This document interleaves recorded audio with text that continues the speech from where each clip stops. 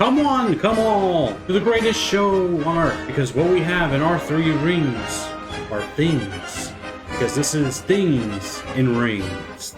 Today we'll be going through how to set up, how to play, and how to win at this brand new game of Things in Rings.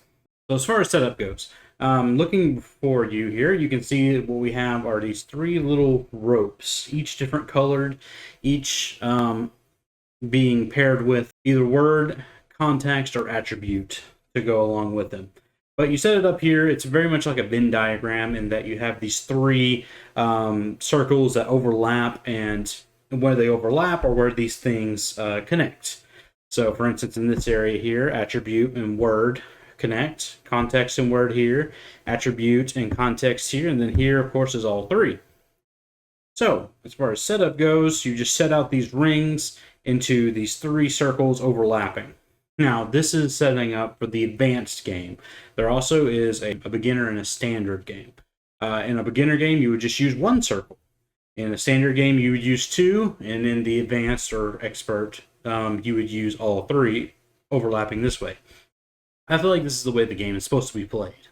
Once you have these three things set out, and you have these three little indicators here beside their color ring, once you have done that, then you will take these things cards, which have a variety of different objects on them, and you will pass them out 5 to each player, including whoever is going to be the knower in this round.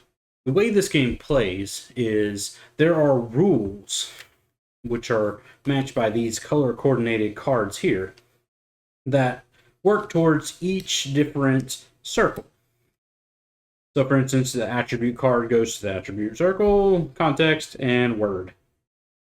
What you'll do with these is whoever is the knower or the clue giver will look at these three expressions. So for instance, for word here, you have exactly 5 letters long. For attribute, you have words would hurt if dropped on you. And then for context here, we have you expect to find it in a school. These are the 3 parameters in which these thing cards will be placed. Now, whoever is the knower will go first. And what they'll do is they'll have their 5 cards, 1, 2, 3, 4, 5.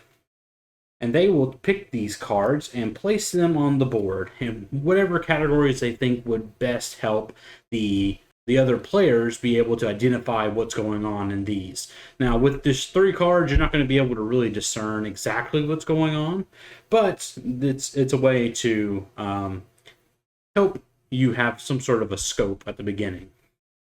So whoever is the knower will look at their cards and decide which one they want to go with, and maybe they'll look at this and go, oh, a xylophone. You might find that in a school, especially in like the band department, and also would definitely hurt if it was dropped on you. So it would go here in this area that overlaps with the context and the attribute. It doesn't go down into the middle because it's not exactly 5 letters long. It just goes here in this section.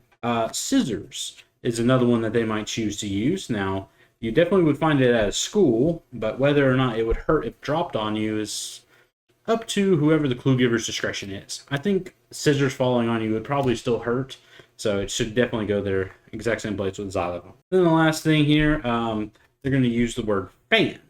And what they're going to do with fan is they're going to put it in would hurt if dropped on you, because a fan would definitely hurt if it was dropped on your head. However, probably doesn't necessarily tie into the school theme or 5 letters long because it's only 30 letters long. The other 2 words that they have are thrown out of the game.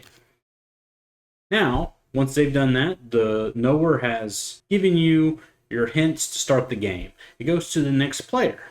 That player has 5 cards in their hand. And what they'll do is they'll look at these and try to figure out the best way to fit them into these contexts. And the context, the attribute, or the word category. So they're going to look at this and they're going to go, well, maybe we can find something out by putting dress over here in something you expect to find in school. Finders do not know what these categories are, so they just have to look at, they don't have any clue what these things are. They just have your words out here to go off of. So they might say, I'm going to put dress over here on context, just hoping it has something to do with whatever the context is. Now, The person who is giving the clues could look at that and go, dresses, people wear dresses to school, sure, but it's not exactly something that would lead you towards guessing school. So, but also, would it hurt if it was dropped on you? A dress would not hurt if it was dropped on you, but it is exactly 5 letters long. So they'll put it down here into word, giving you some sort of hint about the word length. And word lengths can be anything from number of syllables to matching letters. It could be different things like that. These little cutouts here give you a couple of examples on the back. Words are about the spelling or structure. Context here deals with the position or use of the object in society. Maybe it's something to do with the kitchen, something to do with the bathroom, something that's outside. It could be different things like that. And attribute is about the physical properties of the object.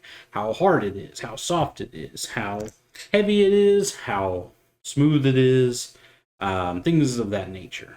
So going back to this person put it into context, which did not fit within the context because it's not necessarily something you'd find at school, but it also is 5 letters long, so it moves down here. Now, since they were incorrect, that person would draw 1 extra card to their hand, and that would end their turn. However, let's say they were correct. Let's say they happened to put it down here into this exactly 5 letters long. The knower would say that is correct, and the finder would then play another card onto the board and hope that that's correct. So let's say they play ocean here in the middle. Now, ocean, if the entire ocean was dropped on you, would definitely hurt. It also is 5 letters long. However, you would not find it at the school, so it would go here in this category, overlapping the attribute and the word.